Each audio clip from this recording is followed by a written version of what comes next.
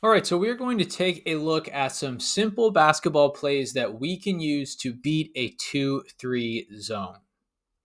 Let's look at this first play right now.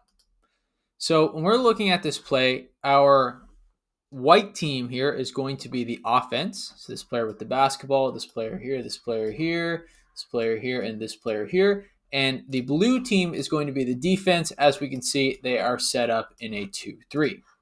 Okay, probably going to have this player move back a little bit just due to the nature of how we're set up right now. Highly doubt the defense is going to let somebody, be wide open down here.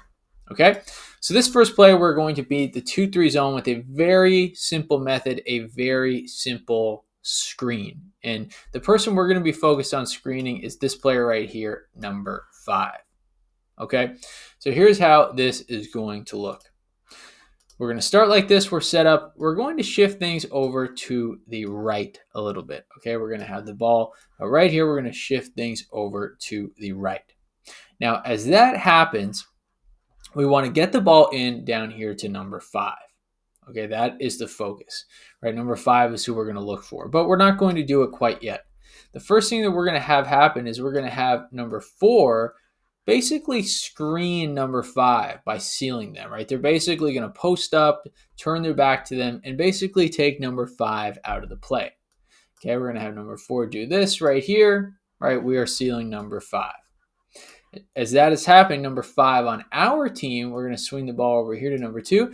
And number 5 on our team is going to look right here for the basketball. They're going to be cutting through, and we should be able to get them the basketball pretty easily. If we're not able to do that and number 4 cheats to stop the ball, right, we also have an opportunity right here to pass the ball to number 3. Pass the ball to number 3 for an open layup. Or if this player, number 4, decides to come and help out onto number 5, number 3 can start cutting and use their momentum for a wide open layup themselves. Or they can stay behind the 3-point line and we can kick it out to them for a 3-point shot. Okay, let's reset it once more. Number 1 is right here. Number 2 is right here. Okay, we have number 5 on the high post, number 4 on the low post, and they are set up in their 2-3. Okay, number 2 is going to shift this way. Number 1 is going to shift this way, and we're going to feed the ball from number 1 to number 2. Okay, again, number 4 is going to come seal number 5. They're going to turn their back to them and basically post up to eliminate them from the play. Number 5 is going to cut. If we can get the ball into number 5, that's going to be a wide open layup. If number 4 decides to stop the 2-3 and cheat a little bit, then we're going to kick it out to number 3. So 2 options there. The number 3 can shoot the basketball or can drive it to the basket and use their momentum that they have. And, they've already beat that first defender because that first defender is here helping out on number 5 on the white team. So a few options here. That is a good way to beat the 2-3 zone. Let's look at some other ways. All right, so as we can see right here, we have our 2-3 zone, right? And in this situation, the blue team is the defense. So they're in their 2-3, right? They have 2 players, that are, handling the 3-point line extended, and then they have 3 players back here who are handling the key, right? So it's important that we as teams don't fall into the traps that, a 2-3 zone, like I said, want us to fall into, right? Which is typically, they want us to shoot contested mid-range shots or outside shots because that paint is pretty clogged up right now. We're not really going to have too many opportunities to drive inside the paint. And that's kind of the whole goal with the 2-3 zone. Now, for us, logically speaking, we want to look at it as basketball teams and say, how can we beat the 2-3 zone? How can we, take next steps on the 2-3 zone? And, from just about every play that you look at, and we'll look at some plays now in a minute, but it all comes down to this 5-man right here, right? We want to throw things off by getting the basketball to the 5-man right there. So we want to, find a way to get this player the basketball. Now, that's going to force this, 2-3 zone to move up a little bit. Right? That 2-3 zone, this player right here is going to feel, naturally speaking, that they need to guard this player, our 5-man, because if not, our 5-man can just shoot, an uncontested mid-range shot, even, inside the free throw line, inside the key, right? They're going to get an uncontested mid-range shot, or that's a one-on-one game, right? Depending on how they're playing, how close they're playing, right? This is just a one-on-one drive into the basket, right? And we don't want our defense wouldn't want our 5-man being able to do that, right? So, for us, we want to get the ball into, our 5, and that's going to force this defender to move up and guard our 5-man a little bit.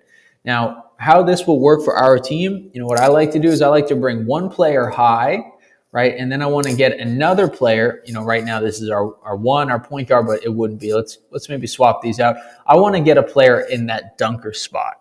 So if I get a player in that dunker spot on one side and out here at the 3 on the other, right, that's going to, force the defense to, be looking right here. They're not really looking to help too much inside the paint, right? But it's going to bring our number 4 into that dunker spot right there. So while this number 4 feels like, they need to face guard our number 5, our 4-man is going to get in the dunker spot, right? And that's where we're going to see a wide open layup pretty much every time for our 4.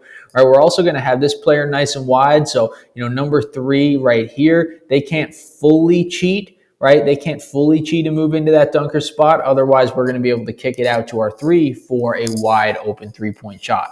So the whole key to beating that 2-3 zone is to get the ball into our 5-man, get somebody in the dunker spot, and then get your 3-point shooters in between those gaps, right, to be able to shoot the 3 for a wide open shot. But now let's look at some specific plays, specifically one play that's run by Duke that we can use to beat a 2-3 zone. Okay, so the next play here is a pin down action run by Duke. So we're going to seal, we're going to pin, we're going to get somebody open for a wide open layup once again through passing through the 2-3 zone. So as we can see, set up in our 2-3 zone, the blue team on defense, right? They're set up in a 2-3. On the offensive end, though, it's going to look a little bit different. How we're going to look, we're going to have 2 folks set up here, 2 guards ideally. Here we're going to have 2 low post players around the rim, and then we're going to have a runner or a shooter, somebody on the wing here, that you can trust to be a reliable outside shooter, okay? So what we're going to have is, these 2 players on the top of the 3-point line, they're going to be passing the ball from side to side, and as that happens, number 3 will move with the basketball, okay? So, if we do it once to get the defense moving is usually what you'll see, with when Duke will run this plays, they'll pass it once, from 1 to 2. So we'll get a pass right here from 1 to 2. And as that happens, right, we're going to have our wing player shift over here, right? Then we're going to have the 2-3 zone kind of shift a little bit as well, right? Obviously, because they're playing zone defense, they're going to move a little bit, right? But that was just kind of a decoy for us to get things moving a little bit. So we're going to end up passing the ball back. And that's going to, bring the defense over a little bit as well, right? We're going to see the defense shift a little bit, right? In their 2-3, and we're going to have now our wing player run back over here, okay? Now, as that's happening, we're going to have number 4 right here, the low post on the strong side of the basketball. They're going to seal, right, almost as if they're setting a screen, but they're almost going to post up and seal the defender right here.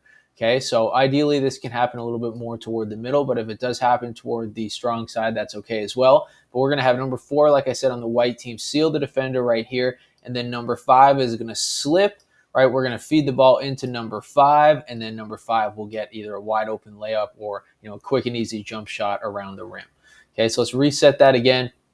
All right, blue is in the zone defense. All right, we'll bring the numbers back to where they were.